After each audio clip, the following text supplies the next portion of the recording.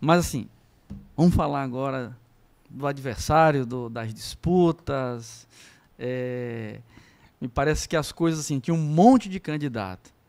E eu até escrevi isso em uma pequena mensagem, que assim, você puxou a dianteira, colocou Pierre e Guerra no mesmo palanque e disse, Pierre e Guerra, Guerra e Pierre. Aí tu conseguiu já contornar temporariamente essa situação. Sim. Pois os outros grupos também me parece que seguiram a mesma direção, porque o Edmilson agora é Edmilson e Samuel e Edmilson. No caso do Careca da Cultura, eu não saberia dizer se teve por aí, né? Se tem um Careca e João, um João e Careca, ou se é Careca e ponto. Mesmo. É Careca e ponto, né? Mas então vamos falar dessas disputas e, sobretudo, da disputa com Edmilson, que me parece que é o adversário que vocês duelam mais, inclusive ganham os grupos de WhatsApp, um coloca mensagem para o outro ali, troca farpas, críticas. Você gosta desse tema? Debater muito. Com o Edmilson, em se tratando de Edmilson? Na verdade, nas redes sociais é a primeira vez que a gente consegue ter esse duelo, né?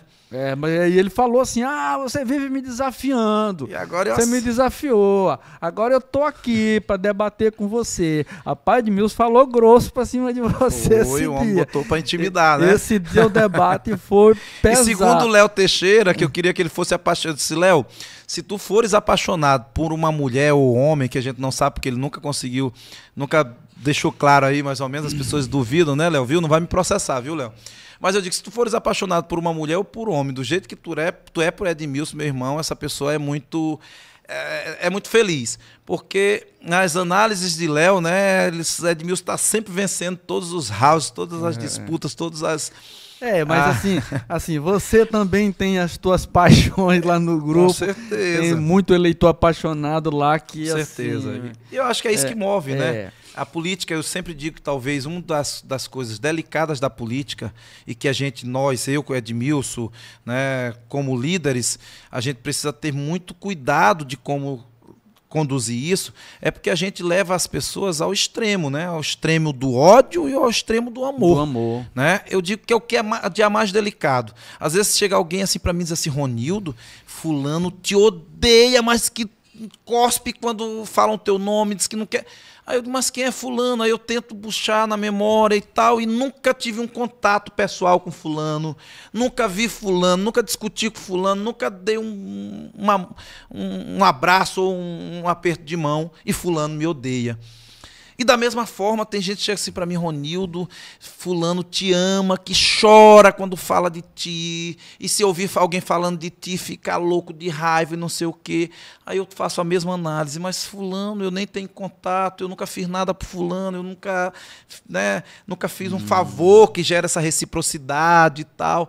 Então eu acho que é isso, não consigo, aqui eu nem conseguiria, né, fazer uma ponderação do que é isso, né, do que gera isso. Mas, de fato, eu, né, nessa minha experiência de 2 eleições majoritárias, tenho vivido isso, né, esse extremo do amor e do ódio. Né, e por isso eu acho que eu, Edmilson, outros líderes, né, políticos, precisamos ter muita responsabilidade na condução desse processo, porque a gente leva marido e mulher que se posicionam em candidatos diferentes a terem atritos em casa, pai e filho, família, irmãos, né?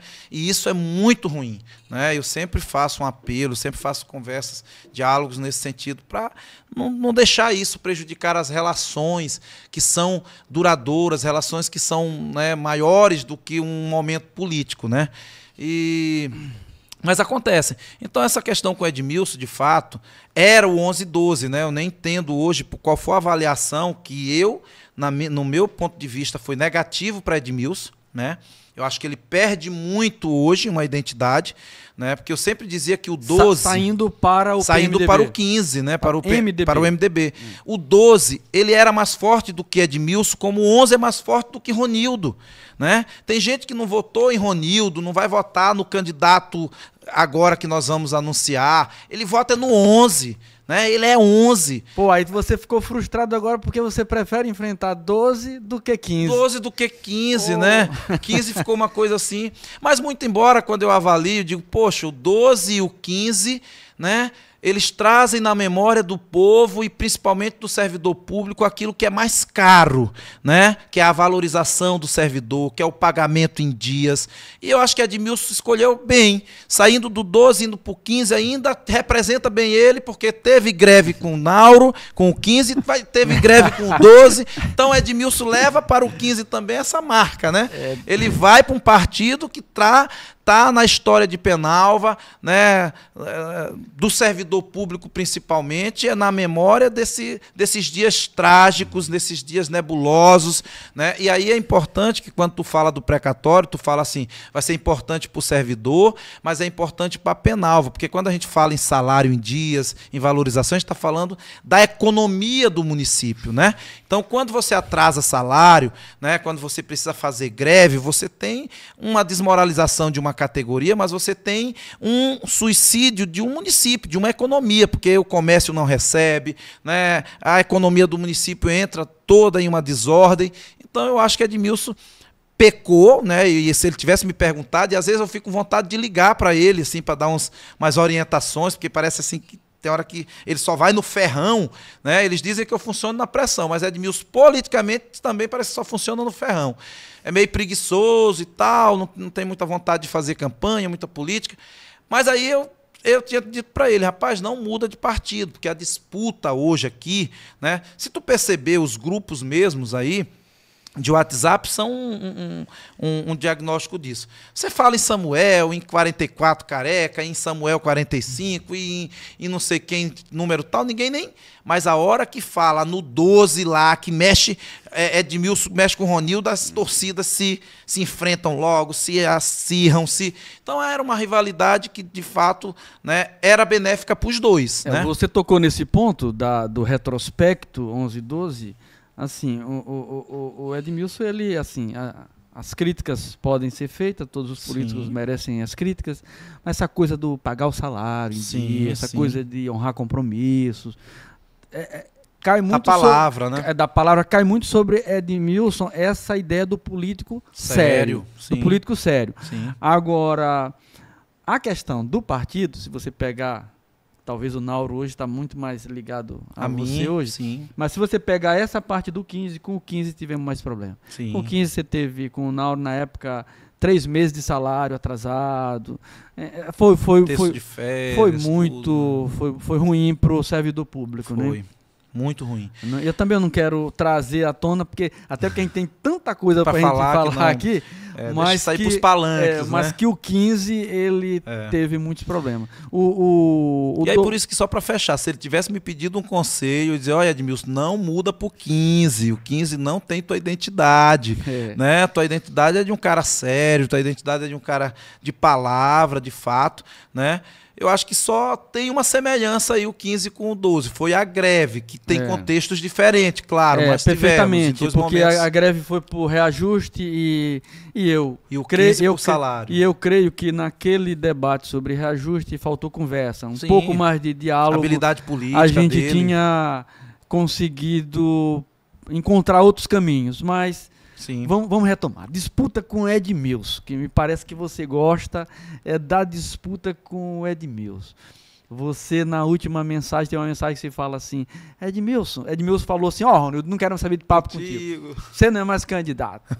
Eu não quero saber de papo contigo. Aí você vai lá, não, Edmilson, você está falando isso e etc, etc. É porque eu não sou mais candidato mesmo, mas olha... comigo, tu já ia pedir música no Fantástico, tu estava quase pedindo música no Fantástico, porque você perdeu 2 e tal, e etc, né? O que você vê?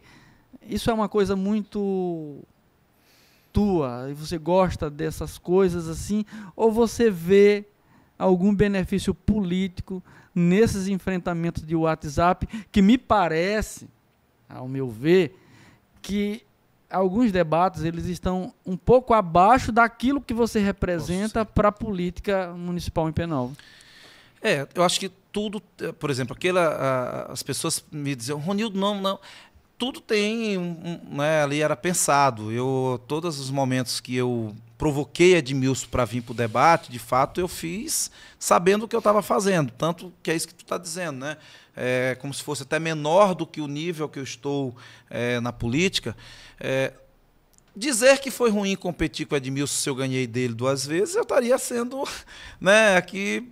Né? Óbvio que foi, né? Edmilson, eu posso dizer que foi o candidato bom da gente competir, que me deu a possibilidade de ganhar 2 eleições, né? Tu prefere competir com ele? Não, aí é que precisa também ficar claro, por exemplo, então ele tem medo que seja um outro candidato? Não porque assim, quando eu avalio também, né, que tu pega aqui o perfil dos candidatos que nós temos, eu ainda acredito que Edmilson tem mais condições de disputar a eleição. Né? Tem recall, tem uma estrutura política maior. Né? Então, eu acredito que ele é quem vai disputar. Na verdade, por isso que eu acabo meio que deixando de lado... Falando com quem interessa. Isso, falando com quem interessa. Porque eu acho que Edmilson fez... Aí sim, eu até disse agora, eu não sei se isso partiu da cabeça de Edmilson, porque até então parece que ele vinha meio acéfalo, mas ele deu a sacada perfeita. Ele atraiu Samuel... Né? Ele atraiu Samuel para o território dele. Levou Samuel lá para a casa dele, já é um sinal, porque se fosse ao contrário, se Edmilson tem ido para a casa de Samuel fazer o acordo, tudo é sinais, né? Uhum. Então então é Edmilson que vai ceder. Não, Samuel que vai na casa de Edmilson, né? E fazem ali um acordo que não esclarecem ainda quais critérios definirão quem será o prefeito e vice. Mas fica muito claro ali de que o território é de Edmilson. Edmilson está confortável em seu território. O público maior que está ali é o de Edmilson, né? A plateia maior é a de Edmilson.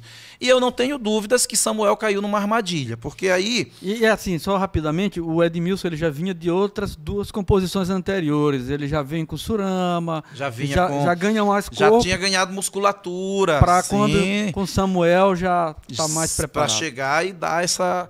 Então, Samuel... Né, não tenho dúvidas que, indo agora para uma pesquisa, né, Edmilson conseguirá retomar essa força eleitoral que estava aquém de Samuel, porque Edmilson não era candidato.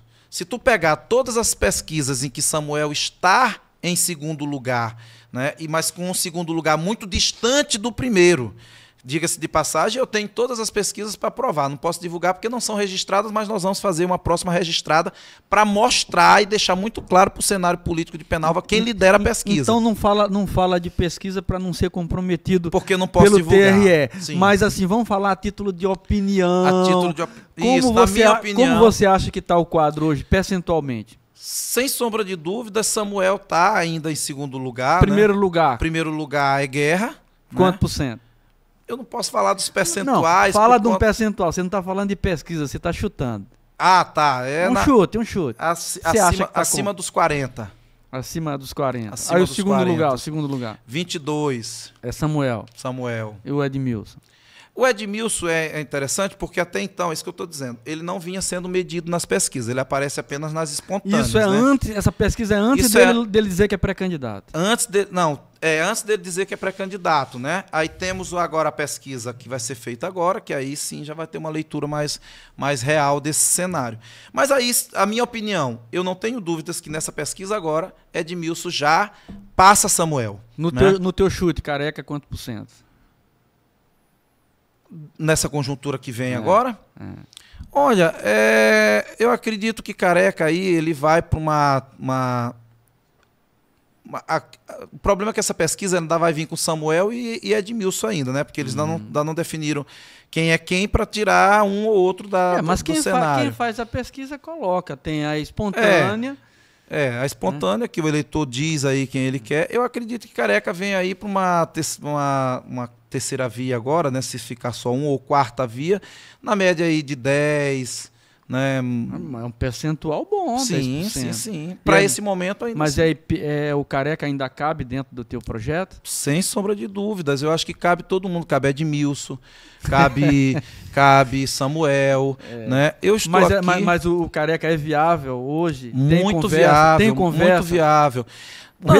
Não, a candidatura de Careca é uma realidade. A candidatura de Careca tem, inclusive, meu respeito, né? Eu não tenho feito nenhuma ofensiva no sentido de tirar a candidatura de Careca. Até porque eu entendo que esse cenário ainda é positivo para a gente, né? Se nós tivermos 2, 3 candidatos no campo da oposição, melhor para a situação, né? Mas a gente sabe que Penalva não tem essa cultura, né? Tende a polarizar a eleição, e aí, né, se Careca for para uma terceira via, né, com menos densidade, né, a gente está de portas abertas. Mas não há nenhuma conversa nesse momento para que ele desista e retorne para a gente. Muito pelo contrário, a gente tem conversado e ele tem reafirmado a candidatura dele. Mas, né?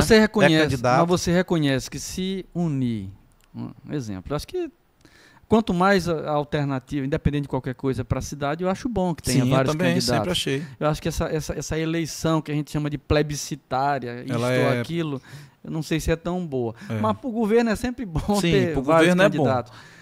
Mas o Edmilson já mostrou essa ideia que se tinha antes do Edmilson, de que não conversa, de que não dialoga. Sim, a gente só não cede quando a gente está muito bem. Isso. Mas o Edmilson já acenou para Samuel, já tem essa parceria. Se há uma composição Careca, Edmilson, Samuel, você concorda que eles se tornam bastante competitivos? Corpo, sim.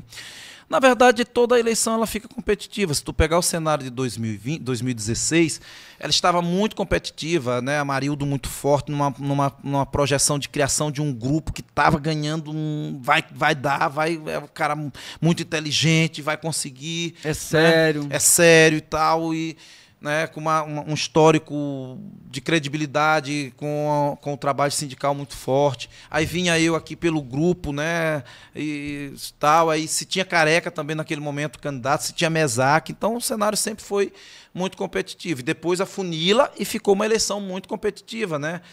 Edmilson, prefeito, eu e a Marildo disputando, né? Aí a funila, de fato, você tem a Marildo ir para uma terceira via mais né, menor, e a disputa polariza entre mim e Edmilson. Em 2020, isso nem deu margem para crescimento de uma terceira via. Surama, né, surfou e não saiu dali dos 500, 600 votos. Né? O Igor não foi, também nem se projetou. E aí você tem a disputa acirrada entre mim e Edmilson. Né? Então, assim, esse cenário de uma disputa plebiscitária, ela também não é perigosa para a gente, nunca foi, né? A gente ganhou nas 2 eleições acima dos 2.000 votos, né? Com percentuais muito bons, mais ou menos os percentuais que nós temos hoje, né? A gente sempre ganhou em 2016 e 2020 com percentuais que as pesquisas mostram hoje, né? Então, e a gente já avaliou o cenário de um cenário muito ruim, muito negativo, de uma união 100% da oposição. Ainda assim, a gente ganha com uma margem boa. Né? Então, mas é claro que aí é que entra esse meu perfil, né? Eu estou atento no cenário para não permitir de maneira alguma de que haja de fato essa inclinação total de toda a oposição para um projeto. Já tem carta na manga aí. Aí, né? sem sombra de dúvida. Conta aí o segredo aí. Aí eu não posso. Aí esse é o segredo, né? Que não as se portas, pode contar. aí, então, quer dizer, você deixa as portas sempre abertas. As portas sempre abertas. Porque a hora abertas. que né? Sempre abertas. Eu acho que hoje, qual era a dificuldade que você tinha quando você é oposição? Deixa eu te lembrar, ainda tem a Anice, que a gente, né, entrevistei a Anice, uma entrevista muito boa aqui com a Anice, é uma pessoa que talvez melhor represente aqui o nome do Lula, daqui a pouco eu do PT, vou falar com você. E tudo. E aí é uma candidata que tem uma boa inserção nas comunidades, sobretudo aí na zona rural. Em termos de zona urbana, tem o Bairro Novo, tem um poder de mobilização muito grande e assim,